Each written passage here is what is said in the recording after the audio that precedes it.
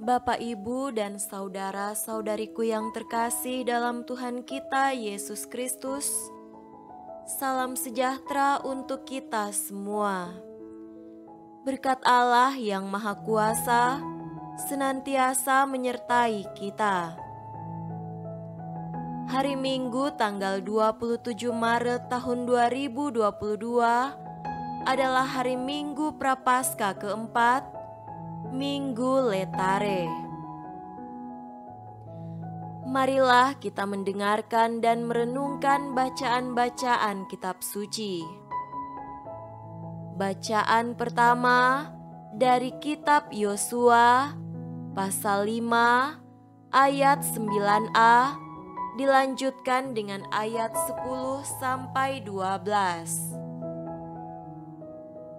Dan berfirmanlah Tuhan kepada Yosua, "Hari ini telah kuhapuskan celah Mesir itu daripadamu." Sementara berkemah di Gilgal, orang Israel itu merayakan Paskah pada hari yang ke-14 bulan itu, pada waktu petang di dataran Yeriko. Lalu pada hari sesudah Paskah, mereka makan hasil negeri itu, yakni roti yang tidak beragi dan bertih gandum pada hari itu juga.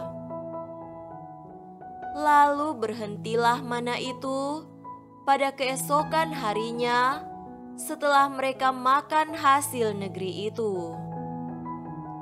Jadi orang Israel tidak beroleh mana lagi, tetapi dalam tahun itu mereka makan yang dihasilkan tanah Kanaan.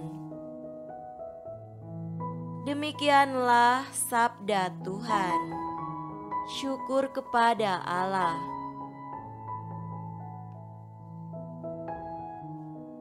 Bacaan kedua dari surat kedua Rasul Paulus kepada jemaat di Korintus pasal 5 ayat 17 sampai 21. Jadi siapa yang ada di dalam Kristus, ia adalah ciptaan baru. Yang lama sudah berlalu, sesungguhnya yang baru sudah datang. Dan semuanya ini dari Allah, yang dengan perantaraan Kristus telah mendamaikan kita dengan dirinya, dan yang telah mempercayakan pelayanan pendamaian itu kepada kami. Sebab Allah mendamaikan dunia dengan dirinya oleh Kristus dengan tidak memperhitungkan pelanggaran mereka. Ia telah mempercayakan berita pendamaian itu kepada kami.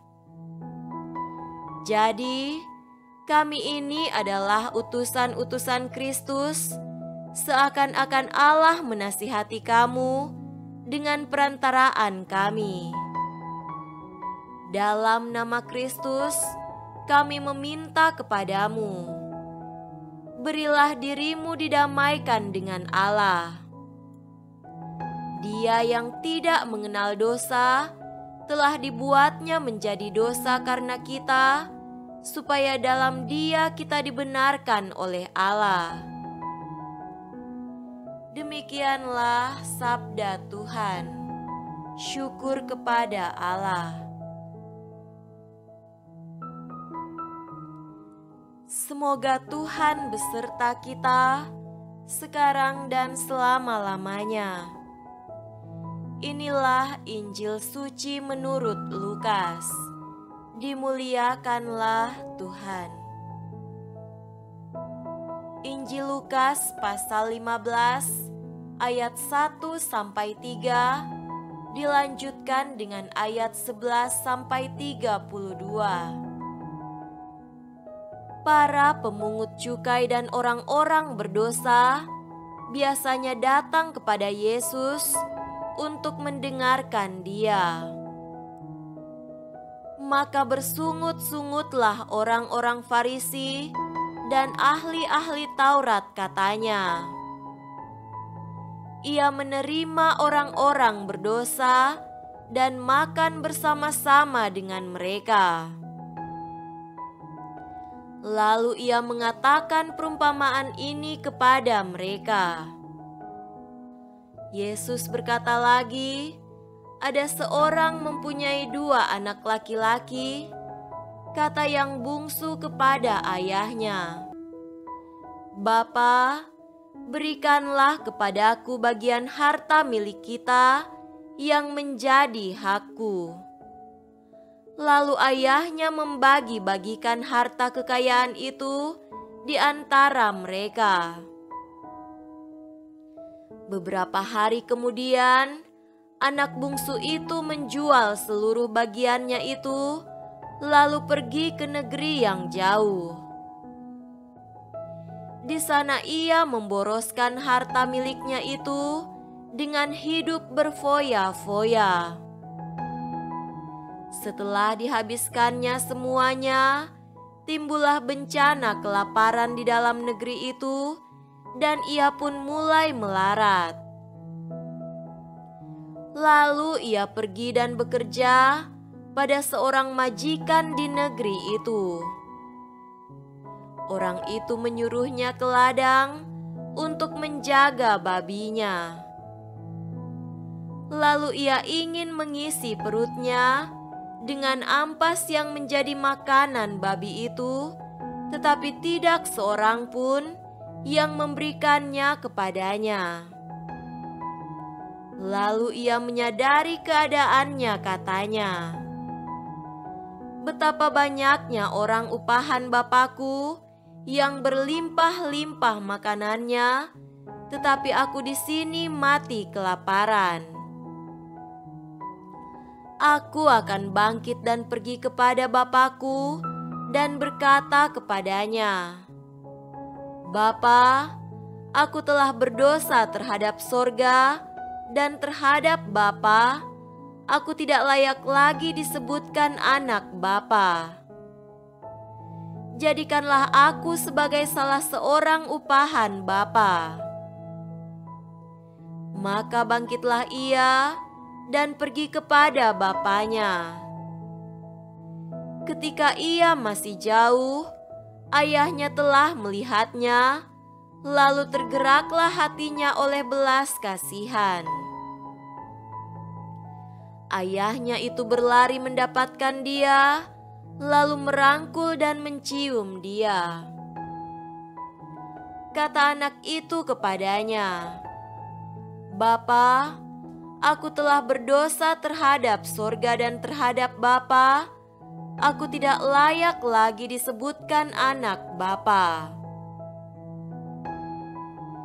Tetapi ayah itu berkata kepada hamba-hambanya, "Lekaslah bawa kemari jubah yang terbaik, pakaikanlah itu kepadanya, dan kenakanlah cincin pada jarinya dan sepatu pada kakinya.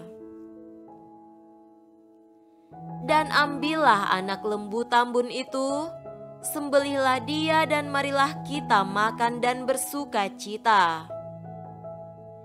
Sebab anakku ini telah mati dan menjadi hidup kembali, ia telah hilang dan didapat kembali."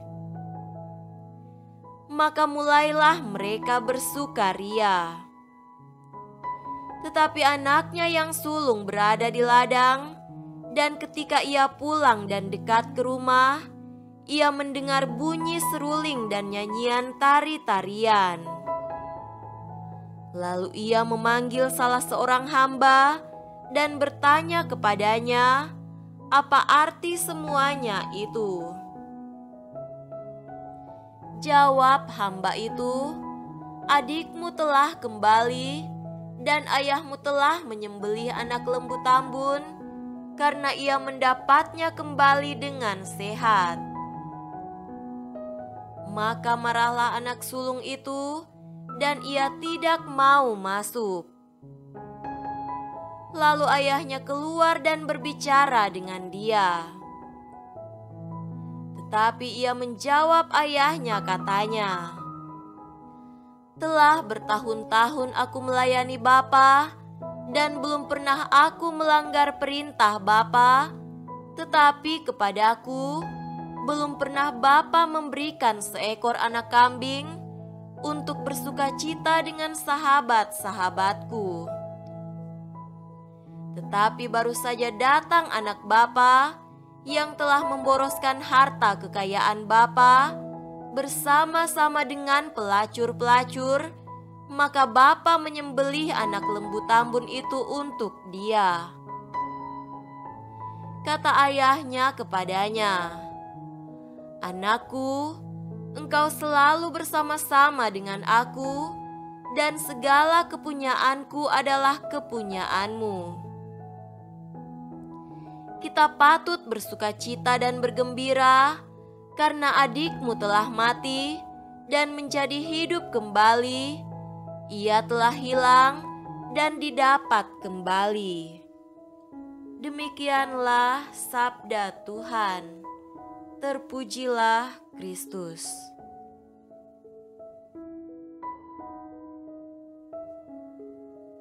Saudara-saudariku yang terkasih dalam Tuhan kita Yesus Kristus, tema renungan kita pada hari ini adalah pengampunan, kerendahan hati, dan hidup baru. Pada hari Minggu Prapaskah yang keempat ini, ketiga bacaan kitab suci berbicara tentang sikap kerendahan hati, penyesalan, dan pertobatan. Dalam surat keduanya kepada jemaat di Korintus, Paulus juga menasehati mereka untuk sudah saatnya saling mengampuni dan menempuh hidup yang baru. Orang harus bertobat dan memulai hidup yang baru. Bagi Paulus, siapa yang ada dalam Kristus adalah ciptaan baru, yang lama sudah berlalu dan yang baru sudah datang. Ia juga menambahkan bahwa Allah dengan pengantaraan Kristus telah mendamaikan kita dengan dirinya. Sebab Allah mendamaikan dunia dengan dirinya oleh Kristus dengan tidak memperhitungkan pelanggaran mereka. Ia telah mempercayakan berita pendamaian itu kepada kami. Paulus dalam nama Kristus meminta umat di Korintus untuk memberi diri mereka untuk didamaikan dengan Allah. Melalui Kristus pula kita dibenarkan. Poin tentang pertobatan dan kebaikan hati Allah dalam Kristus ini terlihat lebih hidup dalam Injil pada hari ini. Bacaan Injil berbicara tentang kisah penyesalan dan pertobatan anak bungsu yang telah menghabiskan harta kekayaan yang diberikan oleh ayahnya. Sang anak bungsu adalah gambaran anak yang sangat dikasihi dan dicintai. Sang ayah adalah gambaran Allah yang maha baik dan maha pengampun, pemberi anugerah, talenta, dan segala sesuatu untuk kebaikan hidup manusia. Anak sulung adalah gambaran semua mereka yang setia pada Tuhan dalam untung dan malang. Yang menarik dari hidup sang anak bungsu adalah bahwa setelah menyalahgunakan seluruh harta kekayaan sang ayah, ia dengan rendah hati menyesal dan mengakui kesalahannya. Bahkan selanjutnya ia berani membuat tekad untuk bertobat dengan tindakan nyata, yakni berbalik kepada sang ayah untuk mengakui kesalahannya dengan segala kerendahan hati dan kejujuran diri. Ia bahkan terbuka, siap dan berani menjalani hukuman dari sang ayah untuk perubahan dan perbaikan dirinya.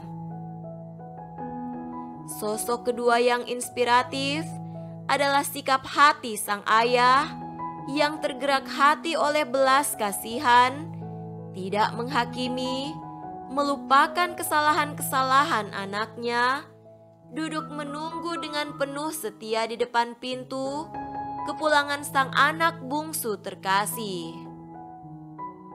Ketika melihat anaknya dari kejauhan, ia berlari menjemputnya, merangkul dan menciumnya, mengampuni tanpa syarat, menyediakan pakaian terbaik, dan merayakan perjamuan terbaik untuk sang anak terkasih. Sikap yang lain yang inspiratif dan perlu diwaspadai adalah sikap hati sang anak sulung. Ia anak yang baik, taat, setia pada ayah siang dan malam, penuh pengabdian, tetapi hal yang dapat dipelajari dari dirinya adalah sikap waspada terhadap godaan iri hati, cemburu, merasa diri paling suci dan terbaik di hadapan Tuhan, menghakimi orang yang berdosa, dan tidak memiliki hati yang memaafkan dan mengampuni secara tulus. Saudara-saudariku terkasih, ketiga bacaan kitab suci hari ini mengingatkan kita, pertama, kerendahan hati. Keselamatan dan kebahagiaan yang hakiki selalu mulai dari dalam diri yang rendah hati. Hanya melalui kerendahan hati yang asli, tulus dan tanpa syarat, orang akan mengenal dan mengakui kesalahan dan dosa-dosanya. Kedua, adalah keberanian untuk membuat keputusan untuk bertobat. Pertobatan itu mulai ketika ada kerendahan hati. Hanya orang yang sungguh-sungguh rendah hati yang berani buat tekad dan tindakan nyata untuk berubah seperti sang anak bungsu. Ketiga, pengampunan. Kisah pertobatan anak bungsu dan sikap hati sang ayah yang mengampuni adalah gambaran hati Allah sendiri yang mengampuni tanpa syarat. Ia bersuka cita karena kesadaran dan keberanian untuk memulai tindakan pertobatan. Ia menerima segala janji, niat, komitmen dan tekad baru yang berani untuk hidup yang baru.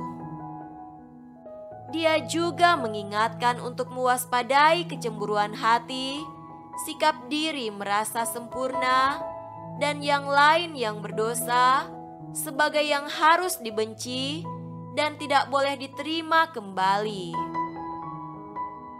Sangat mungkin semangat ini menghinggapi orang-orang yang selalu setia, bertekun dan berada di lingkarannya sendiri.